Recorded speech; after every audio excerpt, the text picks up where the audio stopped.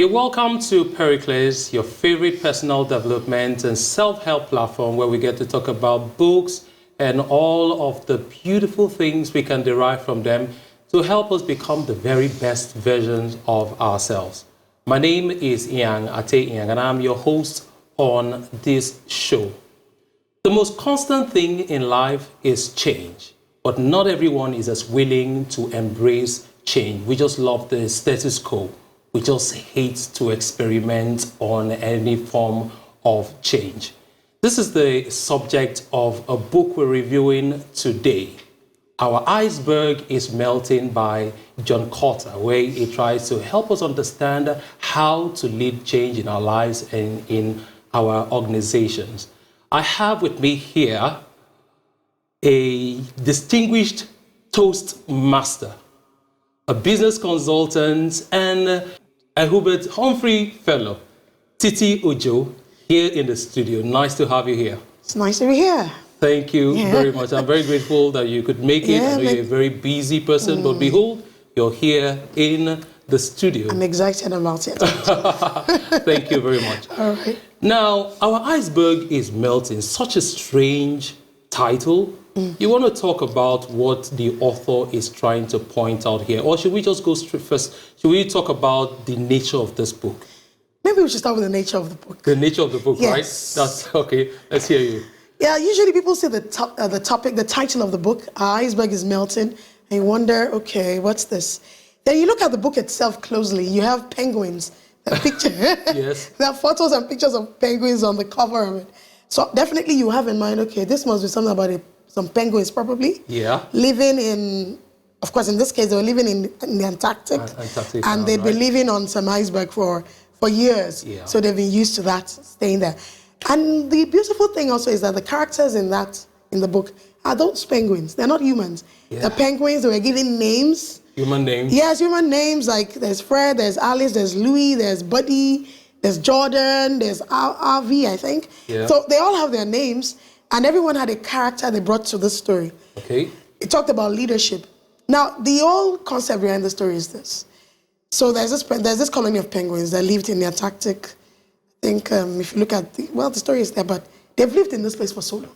And there's this guy called Fred. Fred is always the observant penguin.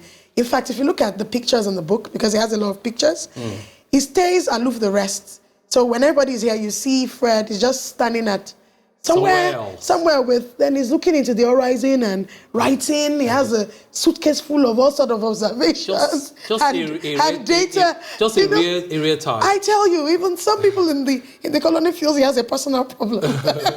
Maybe he's not a happy guy. Okay. In fact, they've been like, but his wife seems to be happy. He seems to be a happy man. Because for you to be so focused on checking what's going on the iceberg, crying out loud, get a social life. But that's who he is. And of course, he'd been taking data, he'd been recording certain things over a period of time. And he got to that point where he felt, man, I think our iceberg is melting. And if this iceberg should melt, there'll be no more home for us. Wow. And he had to raise an alarm. And of course, it's gone down. There's some caves that have been born into the iceberg itself. So it's moved around a bit. Okay. So he knows what he was talking about. Okay. So he got to a point where he felt, yeah, this is the time I need to raise an alarm because I can see something is going to happen. Yeah, that's where and that was where it all started from. He started with Fred. Like, raised the alarm that, iceberg is melting. Interesting. But how does someone decide to write such an important subject in a manner like this? I mean, he used a fable to talk about something as serious as change, leadership. I mean, how does that? I mean, I just couldn't think about it. I think what I learned from that is sometimes this kind of stories, this kind of messages should be as simple as possible, so that we would understand it.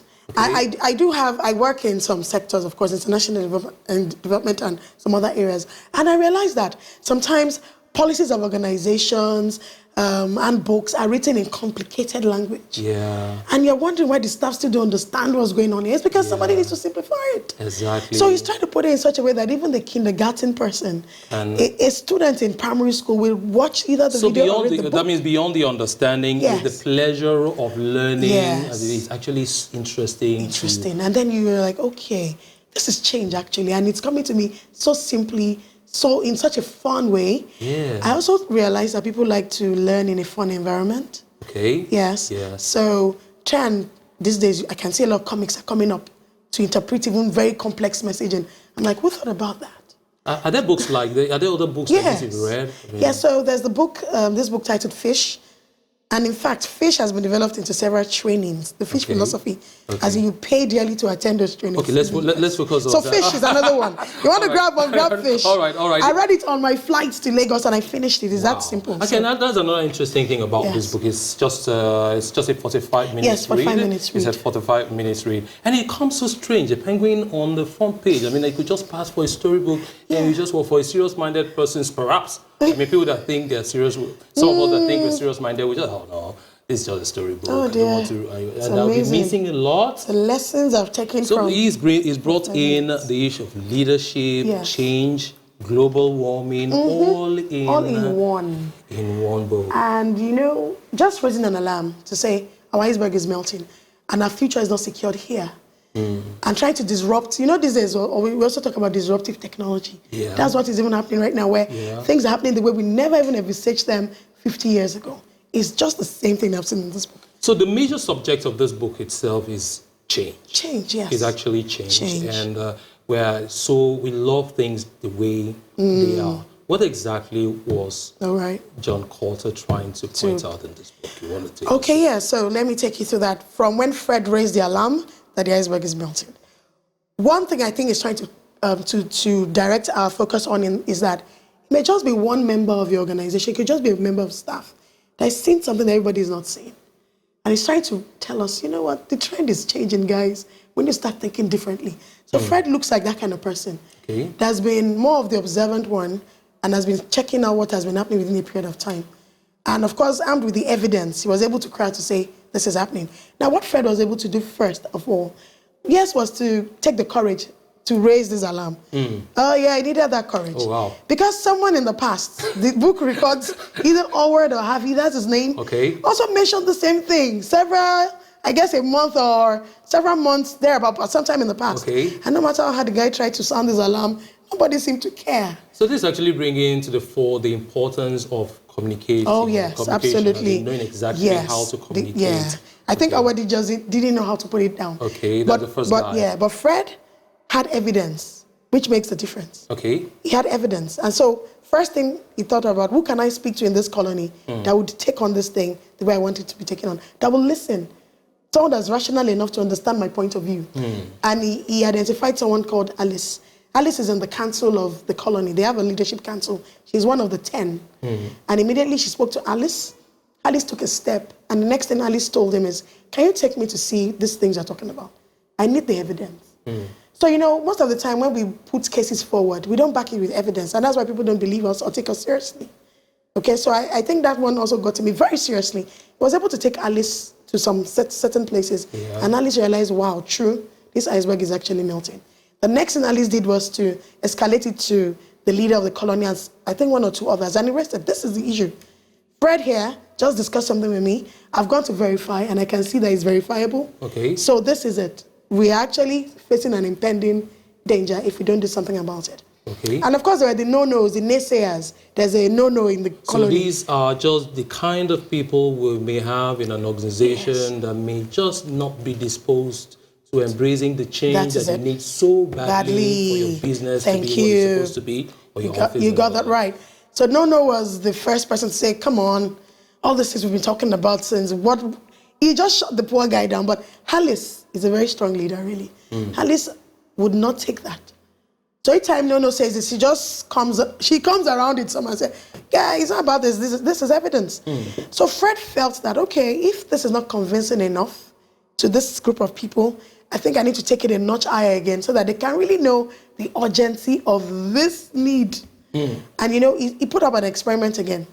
And this time around, the experiment proved to them that indeed, is a time bomb that is about to happen. So sometimes it takes a bit of extra convincing, really, as well, to convince the executive, the board. And sometimes, like, someone like Fred was just an ordinary penguin in the colony, really. He wasn't in the leadership or anything, but he was able to make an observation that will affect the entire colony. Wow. As in, it was not in the core of leadership. Yeah, it wasn't even in the core. In fact, there was a point when Louis, that was the head of the entire leadership, when he created his 5-man team that would lead this change that was about to happen, he had Fred in there. And in the book, Fred was thinking, how come Louis will put me here? I'm not even close to leadership in this place. Wow. He was surprised, and he was a bit, I hope I can do something, you know. But Louis saw him that, it started with you, and it's good that you're part of this team. Yeah. So to tell you how ordinary Fred was.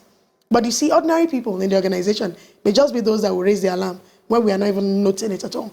And then the next experiment that Fred performed that made them see that really, sometime this iceberg is going to shatter, and that will be the end of it. And that was when they saw the urgency, ultimately. Like, okay, it's actually more urgent than we thought. Oh, wow. With that experiment, there was one guy called, his name is Jordan, but they call him Professor. He's the one that always overanalyzes things. And you know the analysis paralysis. I tell you, analysis paralysis. Yeah. Jesus, that guy. But you know when the bottle experiment happened, he understood it that this is not about analyzing. So now this is it.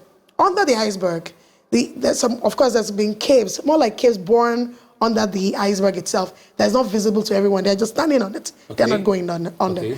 So it is rational when he was talking to Alice's.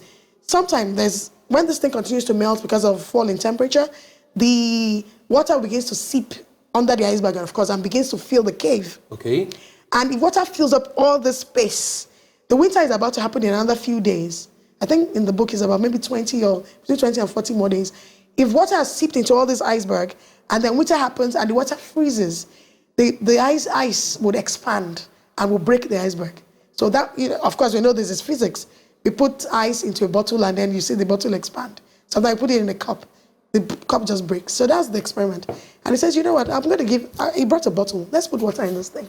Leave it for 24 hours. We'll come back here tomorrow. If this glass breaks, then know that this iceberg is going to shatter into a million pieces very soon.